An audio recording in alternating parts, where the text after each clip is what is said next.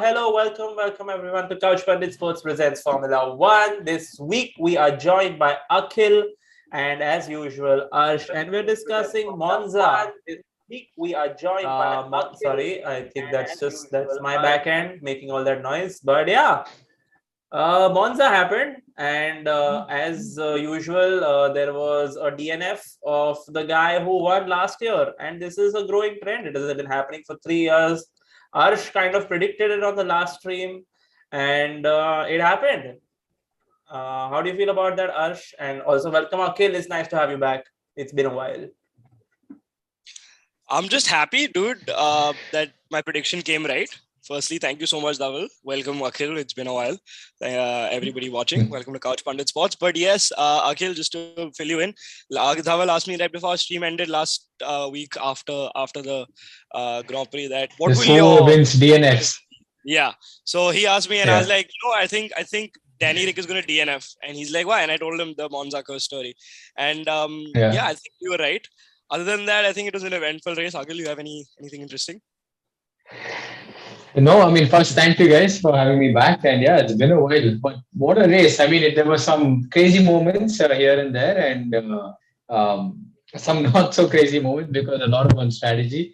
Yeah, I mean, the ending was brought back some memories, but it is what it is. I mean, Max is so powerful. I mean, the car is so good. He's driving at his best. So that combination is hard to beat any race, any round this year, unless people get everything right. Pit stop, the car setup. I mean, they're so strong in the race also. So, but yeah, I mean, good to see the Mercs are slowly catching them. Hopefully, end of the year they can be, well within the top three. But yeah, good race. Here's an observation that Arsh had, and I'd just like your input on this, Akhil. It seems that this year Max is limited by his car. It's not that, it's kind of the car is holding him back. What do you think about that?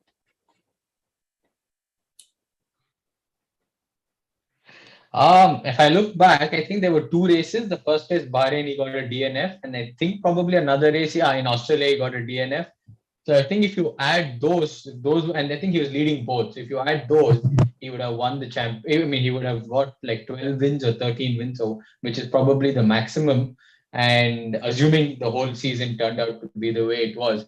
So yeah, I mean, I think he's probably going to break the maximum wins per season record, and maybe the largest gap, or like to second place, the points gap. So yeah, I mean, I think they've got the car spot on. Adrian Newey worked out his artwork, and it all happened. And Honda's powering it well, and they don't really make too many mistakes on the pit stop. So, and I think Max target is off his back. So he's driving in a very chilled out way compared to last year. Absolutely. I think that brings up a very important point, and I'd love to get both of your opinions on it, starting with Dhaval. When we saw Max come in this year, we saw Max not come in as a championship contender. We saw him come in as the defending champion. That was the difference between last year compared to this year. So we've seen Max be a lot more aggressive last year because at the time he was a championship contender and the man had never won a championship before. Now, I think after putting a championship under his belt, no matter the circumstances with the way they went down in, and he's already, on paper, you are Max Verstappen, world champion of 2021. So my question is, after getting world champion status, do you think he's calmed down a bit? Do you think he's become a lot more mature? And he's like, I've already become champion once. I can take it out. I'll take it a little more relaxed, a little more less aggressive this year. What do you guys think? I think yes. It has been a very drastic and evident change in his driving style and generally his, demeanor. And I think there was one interview where he was asked, when you're as old as Seb, will you still be driving in Formula One? He's like, I really hope not. So he's not, I don't think he's one of those who wants to build as a legacy, कि मैं 8 championship जीतेगा, मैं 25 साल इस sport में रहेगा. All of that, he wants to achieve the things and then move on to something else. That's the feeling I got. And now that he's achieved his first championship, he's like he's got something, and now he's like, okay, chill. Now it's just about building on this and making it bigger, and that he knows and everyone knows will take time. So he's not taking it easy. This is what my opinion is, but I'd love to know what Akhil thinks about it. Yeah, I agree. I think yeah, the first World Championship is out of the way, so he's a lot more calm, a lot more relaxed, and I think he's a bit like Fernando. He likes to go race, so I think he has ambitions to race in other categories, other classes. If it's prototypes or GT cars and all that. So I think I don't know if the guy has a lot of interest outside of racing because he's always on the sim or on a holiday or something, iRacing or something. So he probably go race another 10 years in probably like 3, 4 different categories. Yeah, I don't think he's, like you said, I don't think he's aiming for maximum world titles. If he gets it, he gets it. He doesn't, he doesn't. At some, whenever he gets bored, he goes and changes category. I agree. I love the pun on maximum world championships. Speaking of, I love the fact that you said going to different forms of motorsport. Akhil, Max is someone that has been put into a Formula One car at the age of 17. He was put into Formula One car right after an F3 car. He never has driven an F2 car in his life. Yeah. Do you still think he's got that fire in him to probably go to GT or like WEC or Le Mans or something like that? Like, do you think he's got that fire still? Because not driven anything but Formula. Yeah, you're asking about who again? Sorry, Max. Like you said, Max. He's different. You said Max. Would go to different forms of motorsport. You're someone that's driving currently in a different championship and is doing exceptionally well. We might add, because we do fanboy about you a lot. I just want to know, like, how do you think it's the difference with Formula and other forms? Because Max has not done anything but Formula. Straight from F3 he went to F1. Yeah. No, I think as any racing driver, you give them a steering wheel and a car and they're really happy. It's also when you race in the same thing for a while, you kind of get saturated after one point. And also when you race in something which you haven't raced, it's a new challenge, right? Because you're not used to the dynamics, the rules, the way the car handles. So it's a bit of an ego thing in some cases where I'm good at that and I can race in any other category. If you take Kimi Räikkönen also or Fernando, they've raced in rally cars to Dakar, to Indy, to prototypes. And, Fernando, even now, he's such a racer at heart. He's like racing is like something he loves. So I'm sure tomorrow, if he's given an opportunity in any other car, in any other series which he likes, he'll never say no to it. And I think Max is a bit like that because he just, ever since he could, say car, in something which moves. So I think it's in his DNA, and I think at least I don't know if he's like Lewis where he has passion and music and everything. So I don't know what else he would do. Is there a thing among drivers in every other profession there are those people who are the nerds and the geeks, and there are the others who are who have interests outside of the profession or the vocation that they're in. Is this a thing among drivers also? There are some drivers who are just मैं खाली driving करता है, मैं driving ही करेगा, and there are others like you said about Lewis who has interests outside of the sport. And I asked this question because I saw a recent interview of Fernando, and he said Lewis doesn't have many friends. He doesn't just he has so many more interests outside of the racetrack, and it's really weird and things like that. So he was insinuating कि ये थोड़ा out there है. But is it a thing among drivers as well? Yeah, the geeky nerdy drivers. I think it's more personality. I think it's a bit like personality. I guess any sport and anything, you'll always have the guys who just know one thing and working at it 24/7. You'll have the guys who just do a lot of things, and somewhere in between, right? Like Lewis, like you said, he likes his music, he likes his fashion. He has his movements, the foundation, and he has so many other things which he wants to develop and grow and make an impact. And Lando likes golf and all, and I'm sure if he stops, he's going to still playing golf and go to some level. So everyone has something, but again, I think it's the way you've been brought up and And it really depends on how much you want to stay in the sport or do things. But I think Max personally is so used to racing and he probably doesn't talk about anything else. Maybe he has stuff which he's doing outside, but I think at least for the next 10 years, I can just see him behind the steering wheel in some category. Fair. Let's Sorry, just 1 second, Dhaval. Before, I think, Akhil, I agree with you because one of the main reasons also, we've all seen the personality of the great Jost Verstappen, Max Verstappen's dad. So the great Jost Verstappen also has a very, if not like, I don't know if there's another word for fiery personality. I don't know how to put it nicely, but he is also very aggressive in that nature. He also wants that fighting spirit. I think, because would you think because Max is, not in that shadow, but he was kind of surrounded with racing, with karting, with that fire of going out for a world championship ever since he was a little kid. You think that's what's kind of made him what he is and the way he thinks about racing today? Yeah. Yep. Yeah. Okay. Definitely, I think he's shaped and crafted because of his dad.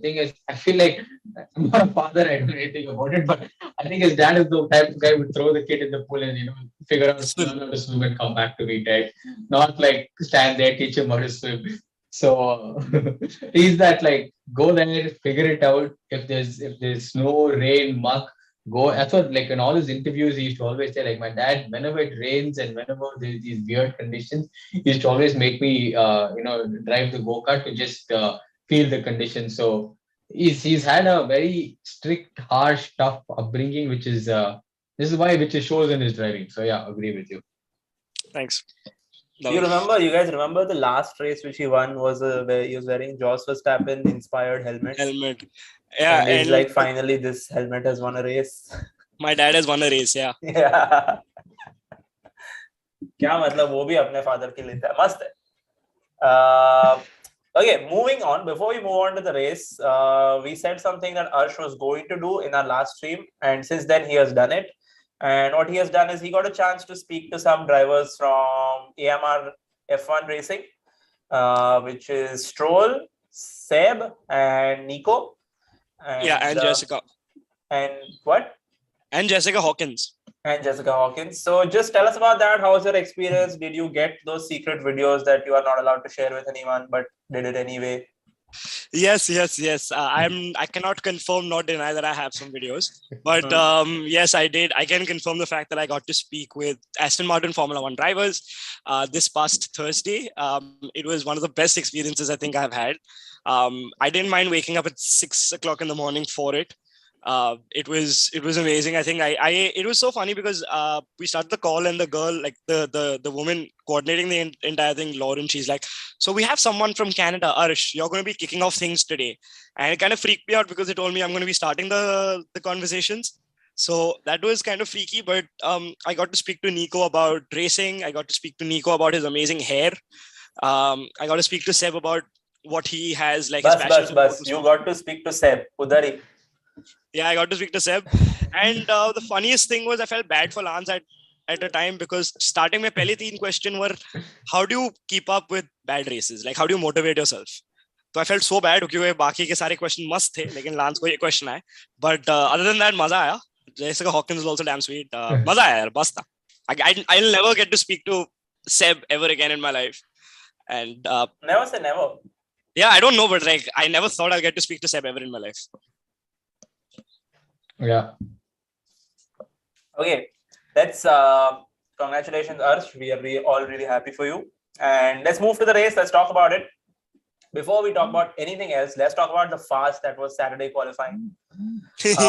With most of the leaders taking all sorts of penalties in this race.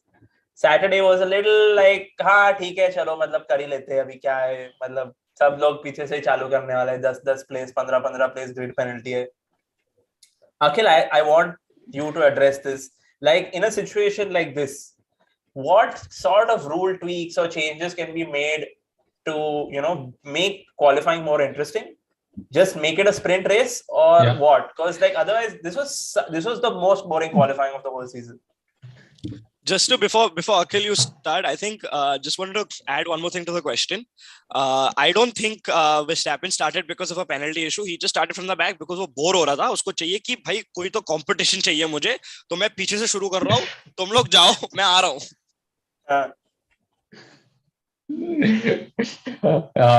I mean, it's. I think first of all there should be one more engine and like a fourth engine to everything. 3 is a bit too less. I feel like one accident. Hamilton, because of his accident at Spa and the way the car landed, must have broke something. So I think there should be like a fourth engine where then nobody's getting a penalty and everyone's qualifying properly and know all that. Second is even if there's a penalty, I don't know. Yeah, I mean, it's only fair because you're going over and above the regulations. But I personally think they should not change anything. Qualifying should be there because end of the day, everyone is driving as fast as they can for that one lap and proving themselves. So, and because they know I have a penalty, people back off, help teammates, this, that, and all. So I think that should not get filtered of any sort. You have to go there. It's your time to show, right? Even if it's like a driver, coming in and doing one race weekend or something, he has this one session to really show how fast he is. So that should not go. And yeah, one more engine, keep qualifying unfiltered. Since you mentioned this, I wanted to go back to the last race and ask you this, Akhil. Do you think Yuki Tsunoda was sent out on purpose, knowing that he's going to bring out a safety car? No, I don't think so. 101% no. I mean, I think there's so many weird problems which happen. Like even you take Fernando Alonso in the last race, Perez's brakes, almost catching fire. There's so many things which could go wrong at any moment. Chassis, engine, aero parts, anything. So something just went wrong. So unfortunately, like you say, there is so many things that could go wrong. But imagine if you could control the things that go wrong and when they go wrong, and strategically use it to your advantage. Imagine, just Red Bull don't have to imagine; they can do it. But we can imagine, But coming back to this race, qualifying was shit. Charles got P1 because Max was like, whatever, dude, I don't want to do this. And who started P2? Russell. Russell eventually ended up starting P2. Norris P3 and Danny Rick P4. Yeah, and it was quite a race start. Arsh, why don't you walk us through that race start, man? I think it was quite a race start because Lando stalled firstly. Lando just stalled on the grid. He went into anti-stall twice. I think there was an issue with just getting the clutch off the line. Other than that, I think Danny Rick had a decent start going up to P3. Russell and Charles got through unscathed. And I think it was overall a decent start. Verstappen, flyer as always. Within, I think, the 4th lap or 5th lap, he was P2. And we are just like, because I think between the 2nd lap, he was P3.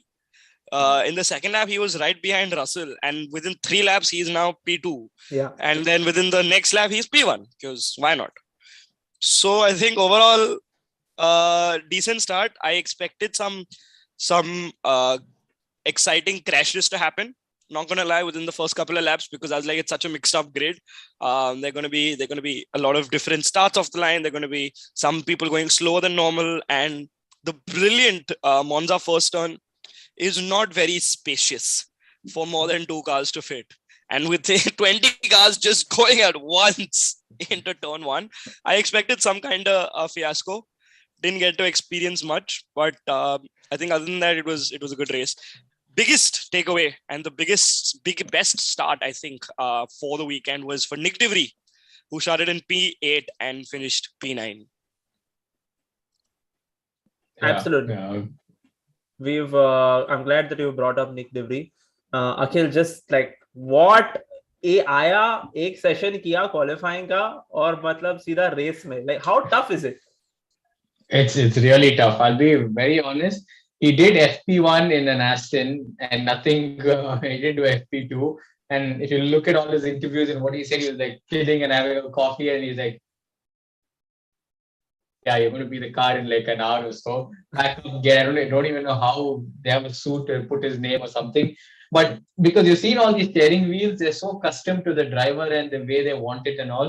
So first of all, each car is different. Probably the only similarity is the Merc engine, so the modes must be the same. But still, its switches are everywhere. Second is it's the setup is different, right? It's a Williams versus an Aston. The Aston had a lot more drag, so it will behave differently. The Williams was completely opposite, it very less drag and really fast. So it's a bit more on the edge because the downforce is less. Yeah, but if you look back on Nick's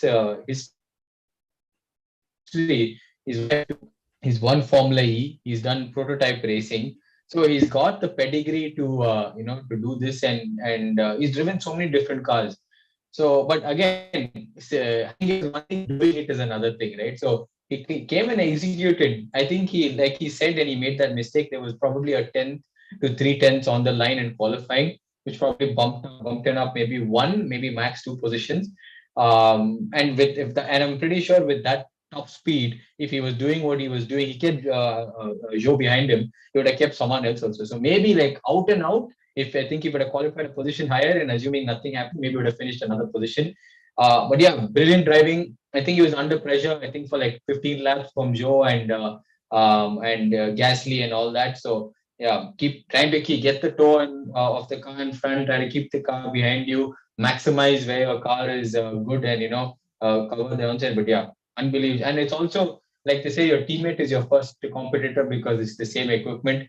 For him to come and do like 20, maybe I don't know what, like 10-15 laps before qualifying, and then end up with 2 points or something. Yes, there were a few DNFs, but still, you got to be there to take the advantage, right? So he was there. I loved what you said about two things. Nick De Vries has driven multiple cars and gotten into the Williams.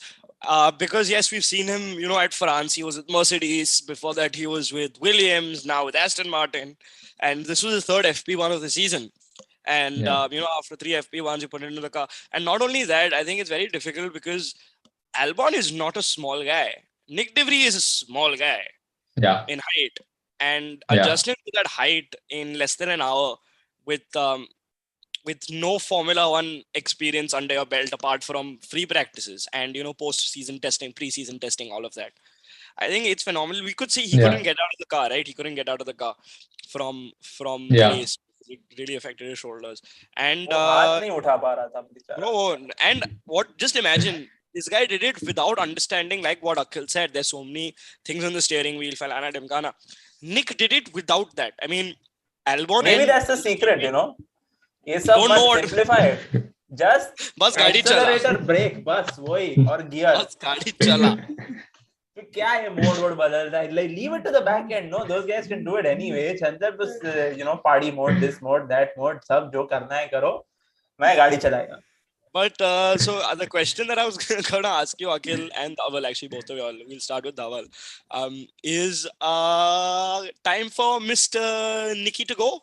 Because Akhil said your biggest competition is your teammate, and Nikhil I'm saying, sorry, Nicholas Latifi, not Nikhil Latifi. Nicholas Latifi has been in that Williams for the last 2 years, and Nick De Vries for the last 2 hours, and he got 2 points. Miss Latifi got 0. So, Mr. Latifi, bye-bye. And Mr. De Vries, hello. What do you guys think? Hello, Dhaval? Let this guy take it. Okay, Akhil? You want me to take it? I mean, all of them in Formula 1 are talented. So, how talented you are is really depends on your performance. Unfortunately, Nick De Vries is extremely talented. And all his stars aligned on that one weekend, and they executed it well. So he won Formula 2, which is a big deal. He's won in other categories, won Formula E, and he's come top 3 in prototype. So he's really good. So and for Latifi, he's been there. He's also had like George Russell as his teammate, who's super quick. He's had Albon, who's also super quick. He was good at Red Bull and Alpha Tauri, and Nick is probably at the same level. So it's a bit like Max, right? When anyone you put next to will look slow and bad. So yeah, but you got to at some point. एक second. It's like the opposite of Max. It's like When the you put opposite of- anyone in front of Max, he's going to look slow. You put anyone in front of Latifi, they're going to look fast. That's another way to put it. Imagine a team of Latifi and Mazepin. Oh, dude, they'll be 22nd on a 20 team, नहीं, 20 वो car लोग they will grid. invent an F1 car fidget spinner. एक दूसरे के ऊपर जाएगा और दोनों spin करने लगेंगे. I would not be surprised if that happens. But are we looking at Alpine's next driver? In? Nick DeVries. I think we're looking at Williams' next driver and Nick DeVries. I'm looking at Gasly's next. Gasly as the next driver for Alpine. Akhil? Yeah, is that done, Akhil? From your sources on the ground? How will he know? I think from the latest I've got is Hulkenberg for Williams. Hulkenberg for Haas, sorry. Hulkenberg for Haas. Yes. Gasly was preferred for Alpine, but maybe it's not happening. Yeah. But they really, I think everyone wants an American driver because of commercial market, everything, with like 2 or 3 races being in the US. I don't know if Herta or I don't know who the other guy is. Logan Sargent. But yeah. No, I don't think so. Logan Sargent is a Williams Driver Academy. That's why. तो meritocracy तो गया ना अभी. कौन? Meritocracy तो गया ना. Meritocracy was never in contention. She maybe get Jehan, dude. Speaking of, I actually have great this thing insights as to what Mr. Daruwala has revealed as to what he'll be doing next season. Oh, okay. He just revealed it on the Screaming. No, he just revealed it on the Screaming News podcast. Yeah, he was like, he's basically hoping because right now he's nothing to do in F1. He's hoping to do just win Abu Dhabi so that he can prove that he's as good as the last race and probably get a post-season test in F1 and F2. Team.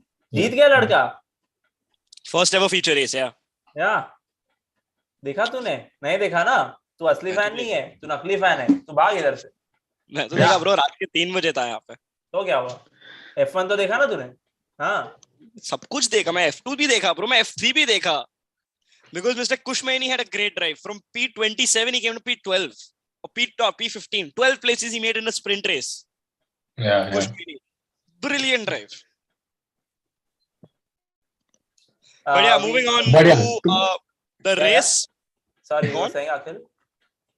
No, I'm just saying, but yeah, I think it'd be nice if Jehan can come in because he had some unlucky races, but is thereabouts. Yeah, we need an Indian guy there. He represents big demographic. Helmut Marko to say we don't have anybody good in the junior Red Bull drivers program is quite an indication. Like, it's unfortunate, but like it's very clear that without saying that also उसने publicly पहले ही बोला थे भाई हम Colton Herta पे जा रहे हैं. Like that's the biggest slap in your face that you've got 5 drivers ready to sit in an F1 car. Actually not 5, I would say 2 out of the 5 that are ready to sit in an F1 car right now. And you had 3, 1 though you suspended, but you have 2 now and you can put any of them as तुम लोग को ये पता है ये concept called manifest, like where you just say manifest and try to manifest the things that you want. Obviously, as much as Indian motorsport fans want to manifest Daruwala into an F1 seat, I think it's a far cry, and it may happen. It may still happen, but I don't know if it's next year. Like it will happen. It could be like one of those Nick DeVries situations where he comes in, like if he gets on as a reserve driver somewhere. But I see it like it. Somebody will have to have like put their career on the line कि ये लड़का जिताएगा अपने को race, नहीं तो तुम मेरे को फायर कर दो and get him into a team. I think it's going to be a situation like that. I think next year, which I'm really hoping he does. I'd love it, but I think it's just bad luck for him because Prema is basically your Mercedes for your junior categories. They are an undefeatable team in junior categories. And I'm not talking about only F2 and F3. I'm talking about Formula Regional. I'm talking about Le Mans. I'm talking about your different categories that they're racing in. They are an undefeatable team. So when Jayan signed with Prema, everyone in the paddock literally, and he said this, and I am not saying this, Marcus Armstrong has said this in an interview, and Clement Novelak has said this in an interview. Dennis Hauger has said this in an interview. Dennis Hauger is Jayan's teammate, and Prema has said this in an interview. That when Jayan signed with Prema at the start of the season, everyone went up to Jayan as like, congratulations, you won the Formula 2 title. Because Prema was that kind of team. And when Jayan was in F3 with Prema, Jayan, Marcus Armstrong and Robert Schwartzman won the F3 championship, teams championship, with a difference of 304 points. Difference. I'm not even talking they had 304 points. The difference between first and second was 304 points. So you can see what kind of a team Prema was. And Jayan being the third season in F2, everyone is like, this is the recipe for success. Jayan's third season in F2, Oscar Piastri is not there. Red Bull is still backing him up, and he's in Prema. It was like the holy trifecta ki ab Jayan is going to be the F2 champion. Yeah. I think it was just it's a bit of pressure. Yeah, he said it. He said it in an interview that I went into the season. Jayan said this, and I quote, I went into the season thinking, sweet daddy bollocks, I am going to be sitting in August next year with an F1 contract in my hand. Piastri's come off 5 poles and 4 feature race wins. It's my year. And this is like, I'm not even making this up, or I'm not putting words in your mouth or anything. He has said this. He has used the word sweet daddy bollocks. And he's like, it is what it is. But I think, what do you think? It was bad luck. Team did not give him a decent car. Because we saw undestructible car from Prema in the last 2 years. Yeah. No, like you said, if you want to win F2 or want to win F3, it's like you got to go to Prema. It's as simple as that. You do a year in some middle order team, and then you go to Prema. It's like going to the best tuition teacher or coaching camp to go to the main thing, right? So, and they've always won everything. But it's also, he's obviously said a lot in interviews and all that. But, when you're in your third year with the best team, there is a layer of, I don't know, I'm talking as a racing, there was probably a little bit of pressure, right? Saying everyone thinks it's a given, and only I have to move the wheel and and become champion. But it wasn't that easy, was it? There's so many other guys which are like, one, they I don't know what you can say, luck, work, this, that. But Djokovic won it like sitting outside, and he won it. And with another round to go or something. So, it doesn't mean the rest in the top 8 or something are bad. For whatever reason, I think everyone in the top 8 is worthy. They've all had their shit luck. I think even if you take Liam Lawson also, even he was also one of the biggest candidates to win. And for in the middle it went off a bit. But now he's back. But I think you like like anything, all your stars have to align. You need all your astras. And Liam Lawson's a fantastic driver. He almost won the GT championship was last that a year. Brahmastra reference award? Yeah. What is that? तेरे को अभी 3 stream के लिए मैं block करेगा. तू अभी नहीं आ सकता. Next Akhil, we were so happy to have you. And I don't know why. I have a feeling now Dhaval will be like, thank you very much for joining us. But no. Moving on. I think Dhaval, I agree with you because Liam is a fantastic driver. DTM. You were talking about DTM, DTM, not GT, sorry. DTM, he lost very unluckily. It was a crash in the last race on the and he was the guy who was not even in contention, he was P3 and he won the championship, right? The top 2 crash. Vandal Linden. Vandal Linden. So I think I agree with you there. Moving on, Dhaval, we have a question in the chat. Yes. Talk about Mercedes, what they can do next year and all. Akhil was already talking about them a little bit, saying it's good to see Mercedes finally catching up to Ferrari and Red Bull, and maybe by the end of the year they will be competing for wins, and which will necessarily translate, well, not necessarily, but hopefully translate into them coming out with a winning car next year. This is my assessment of it. Of course, I would love to know what Akhil thinks about it. I think it's like because Red Bull is so strong and they got the car so strong off the blocks. It's like history repeats itself, right? They are the ones to win this era, which is I guess till 2026. So I won't be surprised if next year also they're supremely quick and everything. They'll be ahead. It's just a catch-up race to how Red Bull eventually caught Merc. Last year they were on this. In 2021, in Abu Dhabi they were like same pace and everything, and what am I saying? 2020, right? Yeah. And then 2021, the car was as good. So same thing. I think Merck, if they get close to Red Bull end of the year, so if you look at the way the car is not bad in the race, there is the deficit, the race time is reduced. There's only that 1 lap pace which is not consistent. In some races they have it, some races they don't. Say like Hungary is good, short, twisty, not a lot of straights. They're kind of doing well. Spa and these bigger tracks where there's more power and everything, that suddenly that 1.5 second deficit comes. So if they can close that, then at least there is a game on. At least then it moves to the second step of you have to get your strategy right, rather than if you're like even in that 3 second window and that undercut, overcut, at least you're in the same competition where you're at least not like gearbox to front wing. So I think they'll be there. But I mean, Ferrari also they came out really strong, but they have their own stuff which they're dealing with. And by own stuff, we mean they're brilliant strategists. They have got some amazing strategists in their team. Akhil, Dhaval, again, love to know your opinions. Had they been... हाँ, तो ये मस्त बात कर रहा है. So sorry to cut you off, but was this a 2-stop race? Yeah, but that was exactly my question. Sorry, I stole your question, Arsh. No, it was fine. My question was... Now you answer your own question. My question was, do you think Ferrari should have had another stop had it not been for the safety car? That was going to be my question. And I think, yes, Monza is a very, very demanding track for your tires. Your tires need to be nursed all the way through. Like they say, there's a reason it's temple of speed. And it's one of the tracks where your DRS is pretty much useless. Because you're running such high-speed setups and you're running such low-drag wings, your DRS pretty much is going to be useless, and you're going to be in dirty air for quite some time, trying to follow the car. Yes, it's less dirty compared to the previous year, but I think it's a lot more, and I love to hear Akhil's racing drive, because I'm not a racing driver, so Akhil will have better views on this. I think it was a lot more challenging for the tires. So I think... Max किया ना, 1-stop करने वाला था ना वो. लेकिन मैं बस बोल रहा हूँ कि ये ज्यादा टेक्निकल मत हो यार. 1 stop या 2 stop. I think 2 stop because the tires could have been nursed better. Max was fucking winning the damn thing with 1 stopper.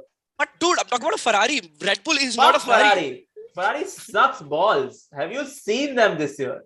Like we all have. What are the you do not okay. Ferrari strategy is the benchmark of what not to do.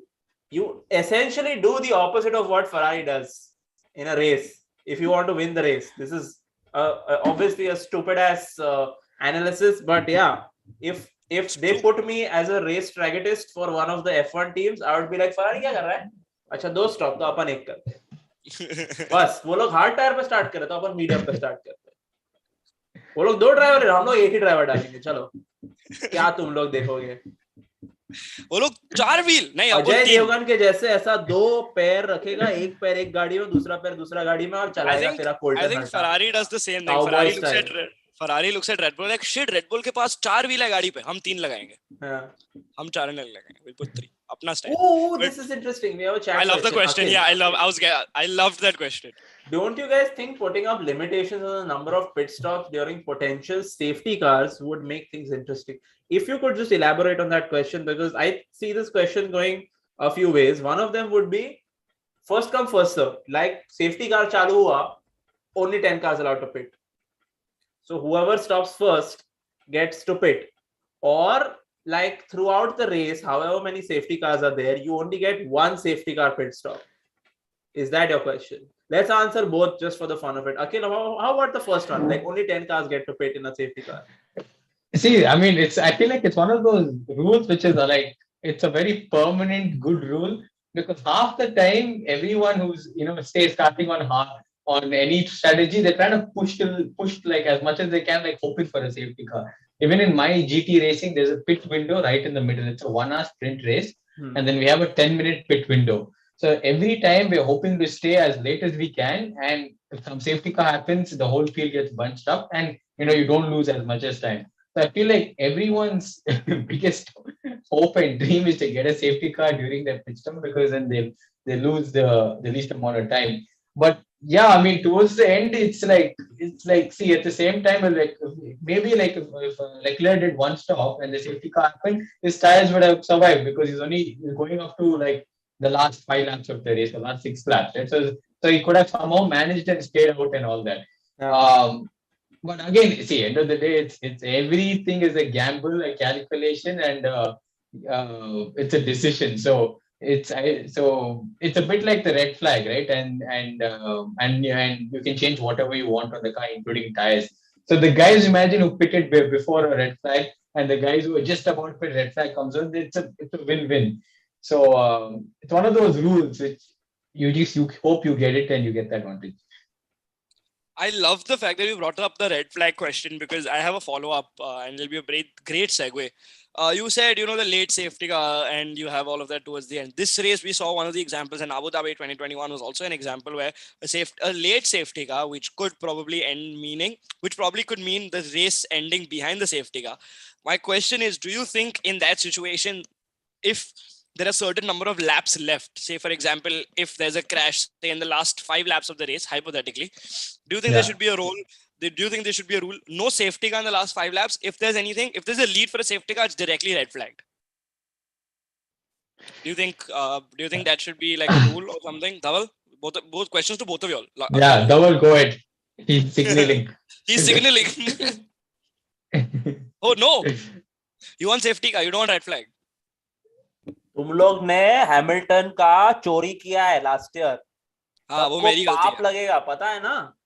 हाँ, सब लोग ऐसा judgement day पे रुकोगे और फिर तुम लोग को बोलेगा रुको, अभी सेफ्टी कार आएगा, फिर तुम लोग को जाने मिलेगा. भाई, इसलिए तो मैं पूछ रहा हूँ, because I don't want that to repeat and I want Hamilton to not have that mistake.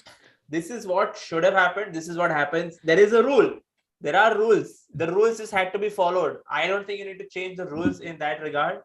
It's been going on for many years. If it ends in a safety car, it ends in a safety car, man. This is not like these people are it's called a fucking safety car. Okay. It's there for driver safety. ये लोग gladiator नहीं है कि तेरे लिए खून बहाएंगे. अच्छा चलो 5 लैप बाकी है, रुकाओ रेस को और वापस तुम लोग दौड़ो. नहीं यार, अभी हुआ तो हुआ. You deal with it. Fucking safety car.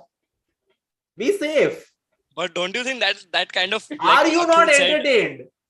अरे सुन, 45 लैप भागा वो, उसका हाथ नहीं चल रहा है अभी बेचारा निक डेवरी. तो उसको बोलेगा अभी तो रुक, 20-25 मिनट रेस्ट ले, और फिर वापस चलाइए गाड़ी. वो बोलेगा बात नहीं होगा मेरे से, मैं सो जा रहा है.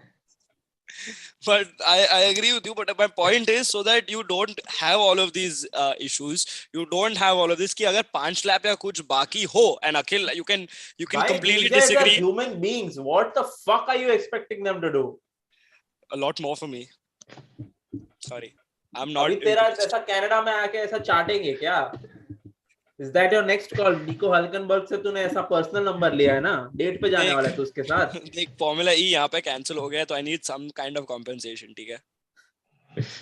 Akhil, tell me you agree with me. Like this is just like fucking exploiting the drivers and killing them in the process. See, I mean, if this whole safety car thing is again an element of strategy, right? If you didn't want all this, you tell everyone, it becomes a sprint race.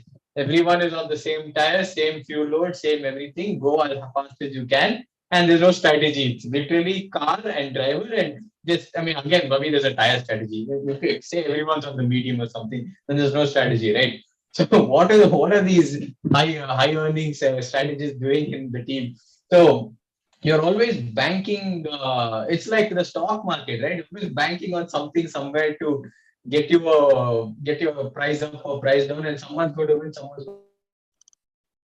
to lose. That is always running simulations and scenarios and everything. So it is the intricacy of the sport. So one day you get the advantage of it, one day you don't.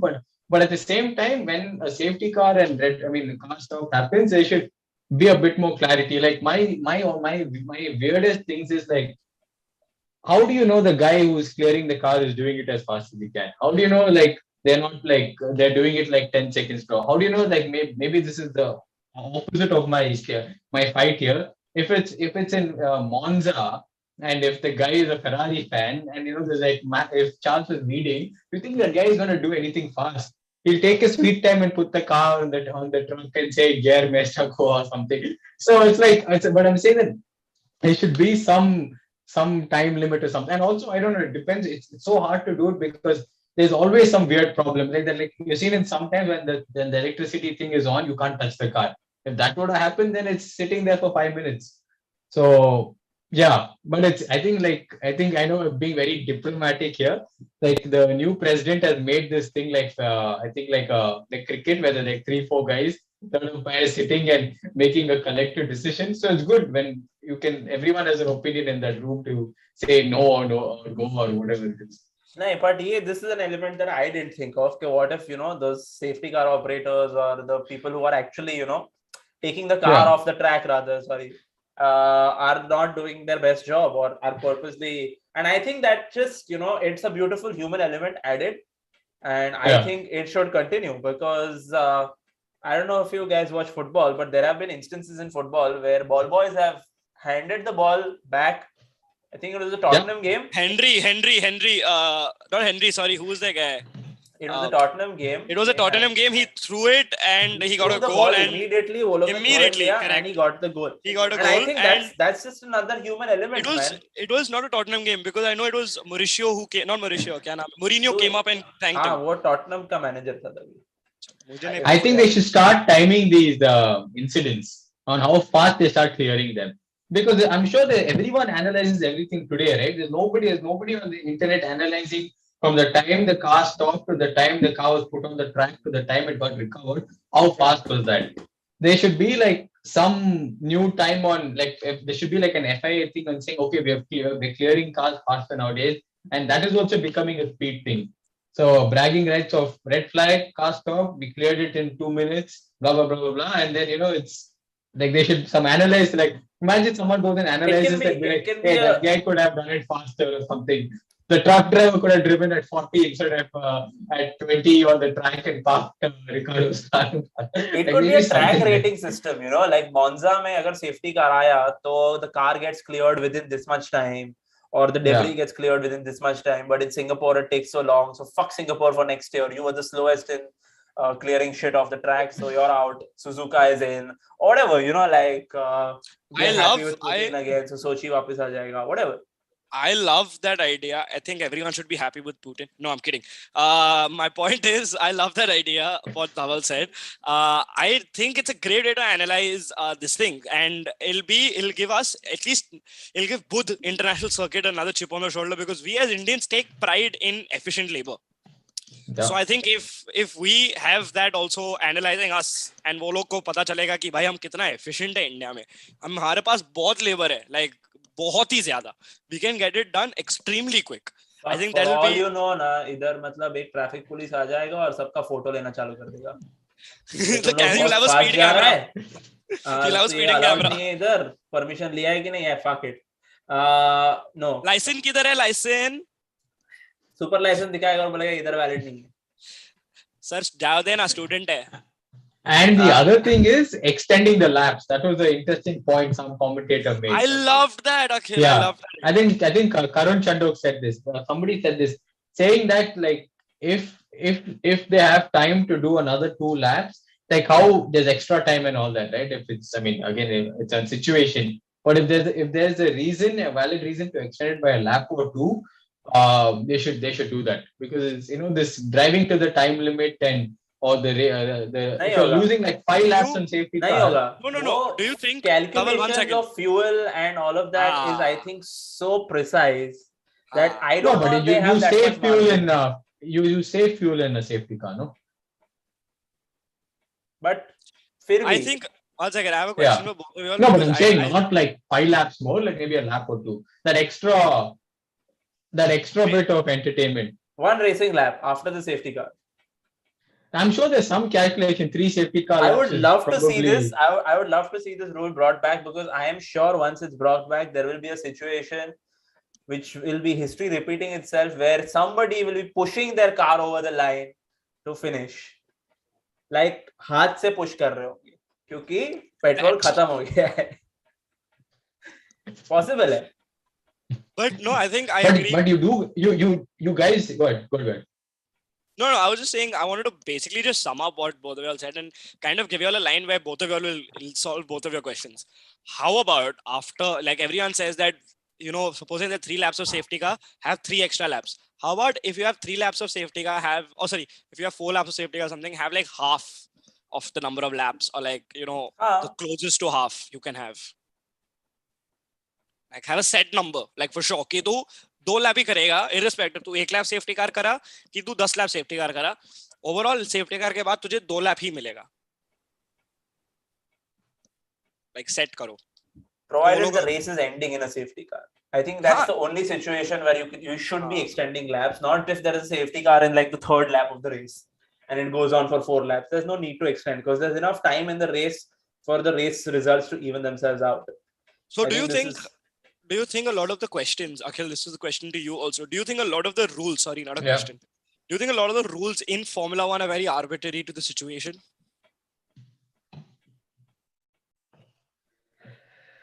Yeah, because every situation is very unique. In each rule and each situation, there's never 2 times of the same thing happening, right? Like, so there's like, yeah, it's just very unique. Also, the point I wanted to make we were talking about fuel and thing. No team runs the car for a full race. They always run a car for like 1 lap or 2 laps slower. I mean, 1 or 2 laps lesser fuel because they're anticipating a safety car. So they're saving a couple of kgs of weight. So they always put some layer of caution on historical data. So there's no team runs till like full race distance flat out. And they also save fuel, towards during the race. Yeah. If they realize that, correct. If they realize that there are no these things, safety car happening anytime soon, or not even any VSC coming anytime soon, that's when I think the engineer will also get onto the radio and say, I think we're going to move to safe fueling, fuel saving mode, and और उसमें अगर तुम 2 lap add करोगे तो it might become a little difficult. It could be a Seb Vettel kind of situation where the podium finish gets taken away because you didn't have enough fuel after the race left in your tank. Yeah, वो भी होता है ना. There was a question about Seb Vettel somewhere in the chat. Here I found it. What are your views on Vettel's downfall? He was my favorite driver at one point of time. I think he was a lot of people's favorite driver especially during and just after his insane era. But as far as downfall is concerned, I feel like Ferrari have had a major role to play in that. I would like Akhil also to answer this question. Do you agree with me? Do you think Ferrari kind of fucked Vettel over? It's hard to say. I was racing at Hockenheim. My last race was Hockenheim. And I just when I walked the track, I was at that hairpin where Seb was leading the race and he crashed. And I was just thinking that, again, it's like when we're talking about Jehan or anyone, it's like you need to get everything right to win, right? So if he did well, something else went wrong. If something else went wrong, he did well. So that synergy was never there, and that it didn't tick all the boxes every time, race after race. There was always 1 or 2 things which were not fully executed. And Mercedes was very strong. So you're talking about 2018, right? Yeah. 2018 German Grand Prix. Yeah. Oh, sad times.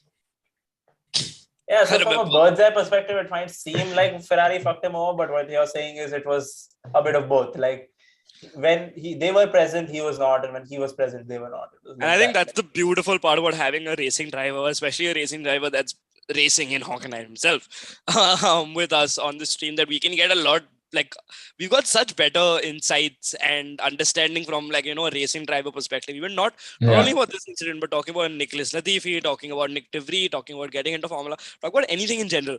And I think that's why we thank you, Akhil, for that. I think none of us, and even thinking about the marshals, none of us thought that way. We were thinking about outside, talking about everything else apart from the marshals, about red flags and all that. None of us spoke. ये ऐसा सोचता है क्योंकि उसके safety car में कभी ऐसा हुआ होगा ना. I think 100%.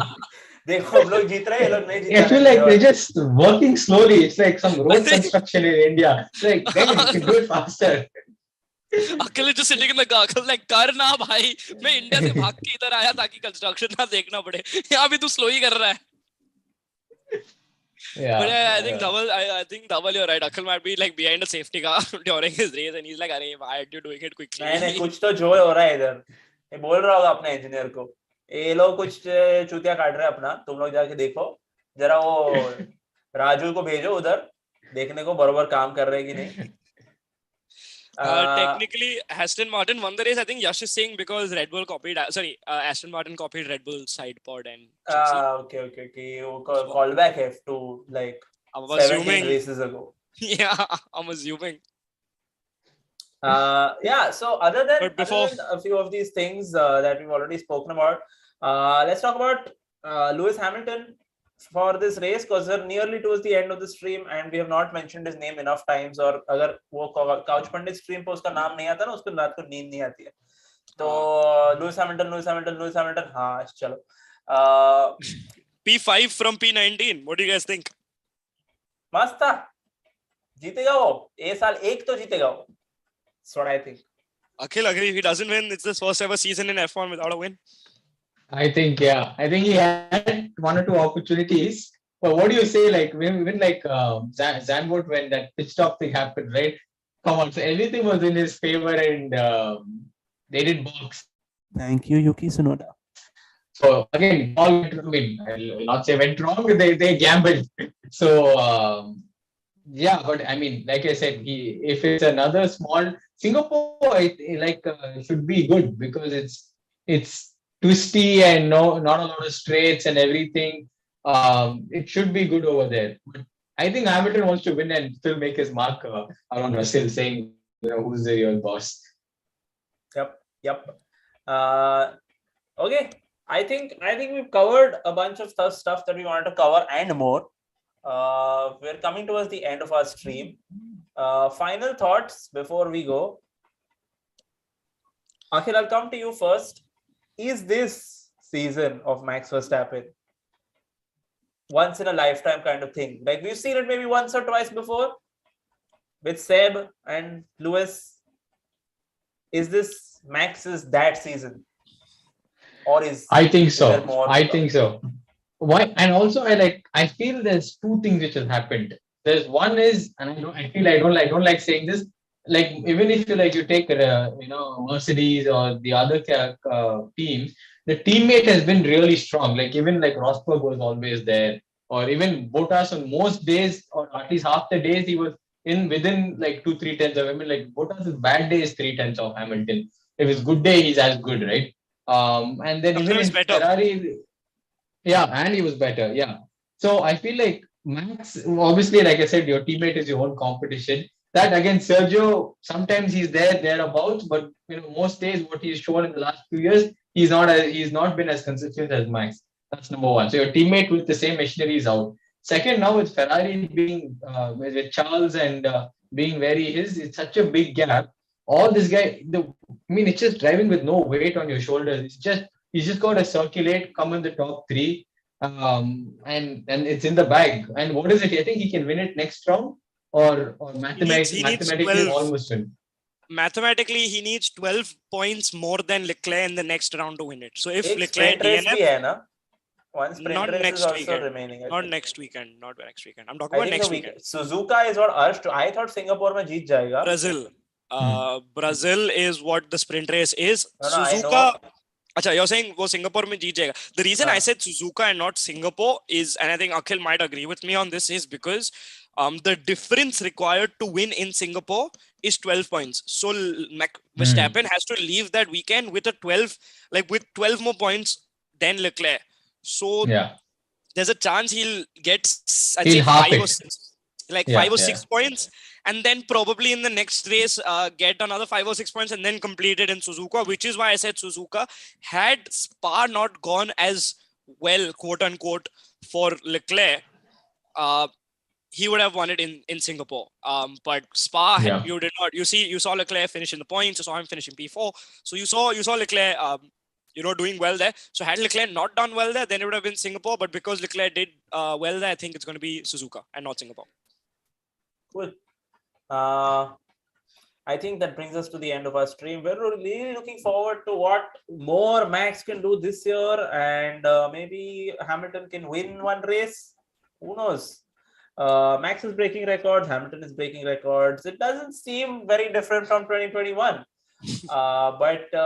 Yeah, there is one interesting comment that I'm going to read out, that the safety car was an Aston Martin, and it was the only Aston Martin to complete the race.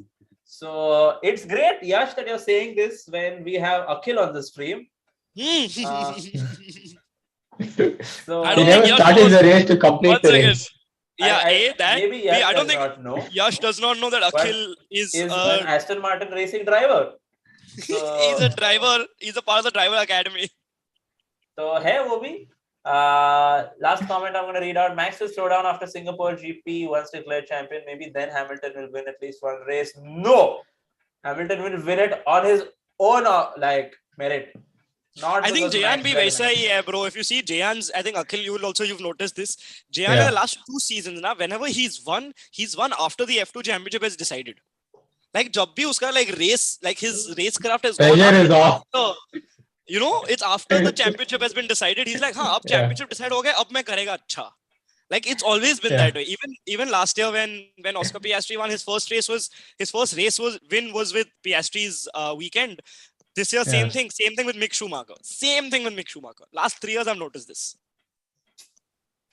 I mean, it's some pressure off, right? It's gone. So now I'm competing for the next best, which is still up. But Jayan is still in shot for P3 in the title. He's just about 7-8 points away from P3. Yeah. So he's still got a chance at the P3 shot at the title. I think there's 6 of them in that for shot, P3.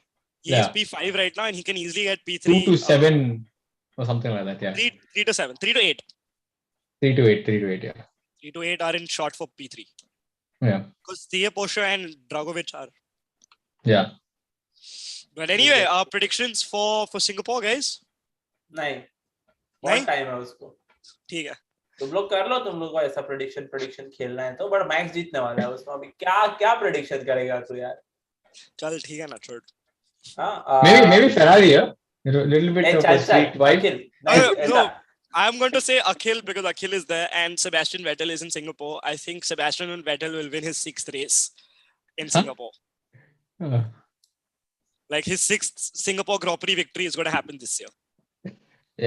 Yeah, sure.